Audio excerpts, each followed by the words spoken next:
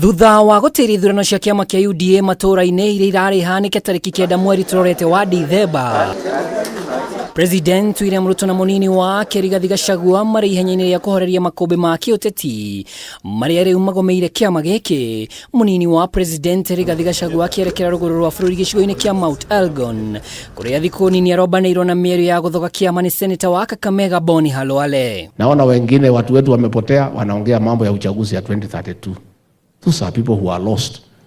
We are only 1 year in office. How can you discuss 2032? Halwale akuruhanetie Rigathi na kuhuthira ateti kiama-ini kia UDA kuguciriria atongoria kuma ruguru rwa bururi niguo arire kadi ciake cia 2032, undu uria utauritwo ta kihumo gia guthongomana kwa ithurano cia UDA matura-ini. Atazame masomo guku miario ya Halwale ni komithitio ni gikundi kia ateti matongoretio ni Speaker Moses Wetangula. Kwanza huyo deputy president ameingia na kasumba kwa kichwa yake, and because he's a deputy president, yeye ndiye anapanga Rutoto, sijui Malala, sijui Kawaya kule nini, sijui Omar Hassan Mombasa, atinende ni kusukume Luyaland na wewe Ukambani ndio ufuruke senior politicians kwa hiyo area, ndio 2032 ikifika hawa senior wasinisuie mimi deputy president. Listen to me, whether you like it or not, in 2032 wakati uliona Uhuru akatoka na Ruto akaingia, safari Ruto anatoka na Muluya anafanya nini?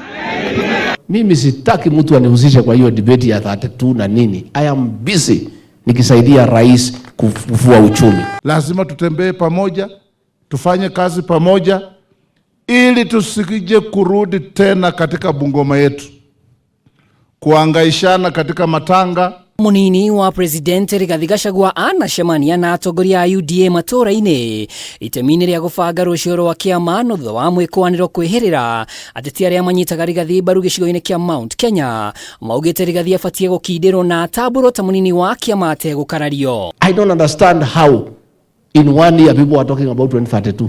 9 years to come. Unajuaje hata kama utakuwa uhai? Hiyo ni mazungumzo ambaye ni duni. That is useless talk that has no place in our country. Sisi kama mlima hii ya Mount Elgon tutasimama na wewe kwa vyovyote vile, ukiwa nyuma ya rais wetu mpendwa William Samoei Ruto. Ni ndereti iria riu eguciiria President William Ruto uria ugite gataru ka UDA kena ndereba aiganu indi kuri na aria mathiete ona mbere kunuguna. We cannot continue to focus about the next election. We must begin to focus about the next generation. That is how we are going to change Kenya.